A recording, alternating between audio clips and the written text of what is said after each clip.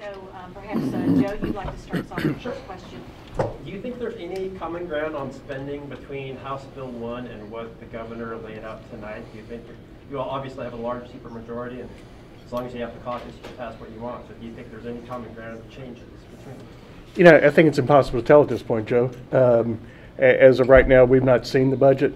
So I think to try to figure out, it'll take us probably over the weekend to even figure out what the differences look like. So to try to speculate about whether or not there's common ground at this point is really almost impossible. And clearly you heard several common themes that we have both kind of focused on, but as far as amounts, it's impossible to say. You said on KT that House Bill 1 could be in committee next week. Do you envision that maybe passing out of the chamber next week, or will it just be hearings next week? Like I said, it's a little premature to say at this point. There's about $1.8 billion in unspent funds, I think, in House Bill 1 over those 2 years. How much of those funds do you envision going into the rating data funds in future years, or will that be all part of tax reform and tax cuts, tax rebates, that kind of thing? I think that there is, in addition to the $1.8 billion in reserve, there's about $450 million in unappropriated funds that have yet to be dedicated. So I think that will all be part of the tax reform conversation at some point. What about what the governor said about the House bill as it pertains to the 6% raise for state employees? He said he likes that idea if it takes effect earlier, May 1st. Is that something you'd be open to? Again, without seeing what he's proposing at this point, it's almost impossible to say. Well, without getting into details, I know he says we've got more money, let's spend it all right now. What's your take on that? Well, I think clearly we're never going to spend as much money as he wants to. And I think it's important that we maintain the same physically conservative policies that have gotten us to this point of reserve. So I don't think that we will spend it all. Is there a concern about his Robert? Is there a concern with his proposal to spend $172 million on PreK? I know that the budget, I think the House budget fully funds kindergarten. Is PreK just a step too far? Again, without seeing the budget in total and understanding how some of this possibly added up, it's impossible to say whether or not it's even possible or not. So I can't speculate on that. Senate President Stivers, did you have a response as well to the previous question? Well,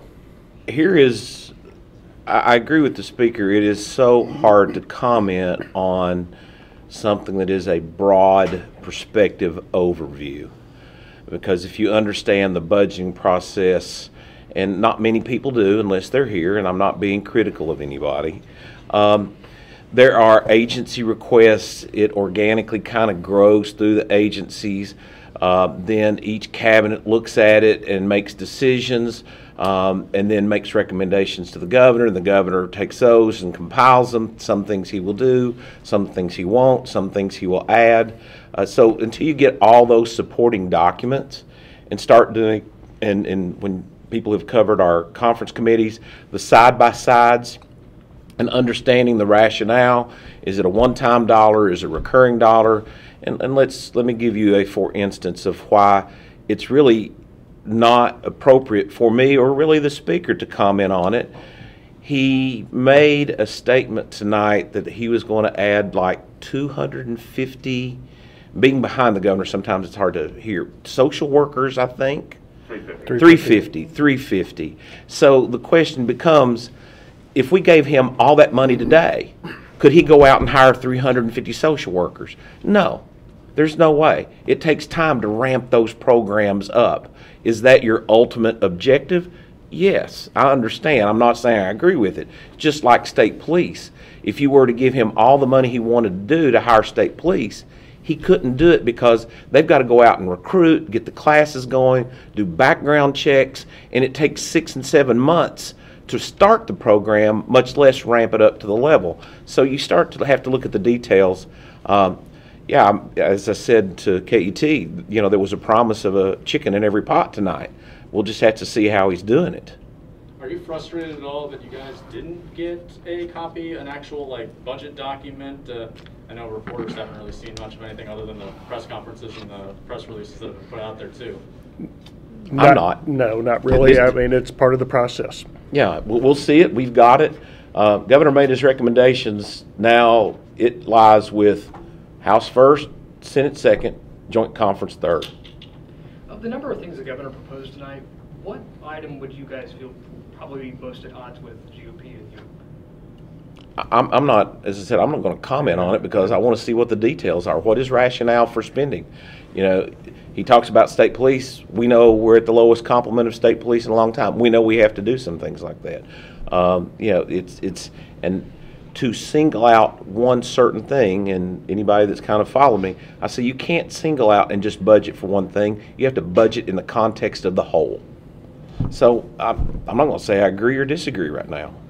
On the subject of taxes, is there any chance that there could be revenue producing measures like Adam's sports gaming bill or some adjustment to the historical horse racing tax rate? I think that there's going to be some interest in sports betting. Whether there's the sufficient support to pass it yet is yet to be determined. I know that Representative Koenig has a bill on revenue from HHR as well that will increase some revenues. Haven't seen the exact physical note on that, but certainly there will be some additional revenues from that. All I will say on any type of increases or decreases is just like budgeting. I don't like doing one-offs. I don't think it's good policy. I think you have to look at the tax code as a whole and see what you need to do about, well, is this a possibility or is that a possibility? If you raise this rate or lower this rate, what does it do to your overall funding stream? So I'm again, until you give me a plan to evaluate it in the context of the whole, I'm not going to say there is or there isn't. How confident are you that both sides can get the budget passed before the veto session starts, or the veto period starts? Very. I'm very confident. We have a great working relationship between the speaker and myself, the floor leader, and of both chambers and the two A&R chairs. And I'm now the second oldest serving, not oldest in age, service Senate member. Because of our work with the House and the two chairs, in the time that I have watched it and my time in this chamber, we have always been able to get it out with their cooperation well before the veto override period starts. And that's been the only time that I have either watched or participated it has happened. So I feel very confident. Do you think it can pass before February? If they get it to us that quick. Will we see it that quick? They very well may. In terms of if you're going through and looking at the governor's proposals, just kind of walking through, just clarifying the process, would you just have to add amendments to the bill of what you would add in, or how just walk us through how that works again? Well, actually, there are two bills out there right now. I will point out both of them filed by House members because while the governor referred to my bill and my budget, a lot of times the only signature on that bill is mine. I'm not sure which bill we will use as a vehicle, but one of those bills will have a committee sub attached to it and sent to the Senate. And let me go back and not be flippant, Joe.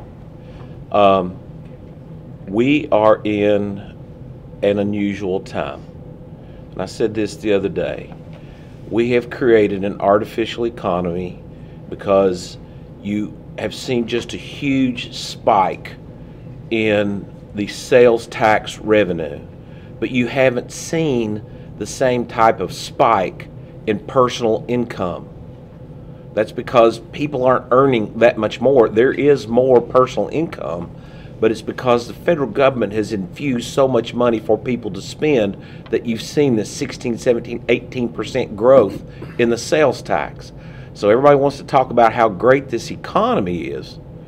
We're still very low on workforce participation rate. It is an economy that has been created by infusion of federal dollars.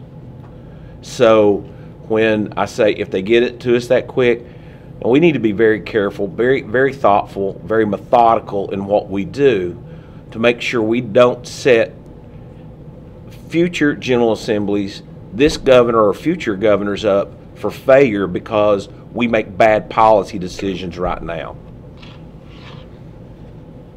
Are you hoping to have conversations with the governor in the coming days to iron out and look through his proposal?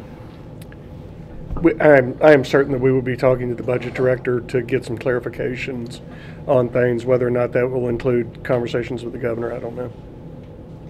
You both talked about workforce participation last week after the State of the Commonwealth. President Stivers, you just brought it up again. What would you like to see the General Assembly do to help address that problem? I know the Chamber came out with a litany of recommendations a couple months ago. What would you like to see your fellow lawmakers do to increase that? Directing this to me specifically, well, I think one of the things we agree on in just a general principle, and probably with the governor, is that the number one impediment to getting people back into the workforce is childcare. How do we do that? We may have a common goal, but we may have different ways to get there. I think we look more at what I've said at a Toyota model, go out to the business sector to say, how would we work with you all to develop this through tax credits, something of that nature, instead of setting up a Frankfurt bureaucracy. We saw how that worked when we got to unemployment insurance checks. So those types of things, we have a common goal, but we may have a different plan. That becomes the number one priority. Second, I applaud the governor for his statements of job creation, but we have yet to see the people to be able to fill those jobs. We're going to have to look at better workforce training. We're going to have to look at potentially second chance employment. There's a lot of different things out there that you can do to create a better workforce participation rate. And I think we all agree with this as to what it would be, may be different, but we all agree we do need to have a world-class education system. Now, we may disagree what it looks like, but we all agree that we need it. So the governor said today that he's going to put $250 million right away into the rainy day fund, bring it up to $1.75 billion. And under HB1, what is the exact appropriation? How big does the rainy day fund get? 1.9 billion, I think it is. 1.9 total. It gets voted. Yeah, Gotcha. I think that's right.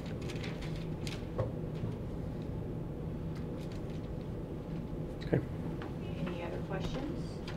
Got one over here. I have a question from a reporter who couldn't make it. What, to you, are some of the most important differences between the governor's budget and HB1 that make HB1 a preferable alternative? I'll take this and then you can get into Sure. it. I can't respond because we're still doing the evaluation on HB1 and we have yet to see the governor's recommendation. So I'll leave it to you, Dave. Yeah, and I think to be repetitive of what I said a little while ago, at this point in time, when all you've heard is 20, 30 minutes of numbers, it makes it very difficult to figure out how those numbers actually work.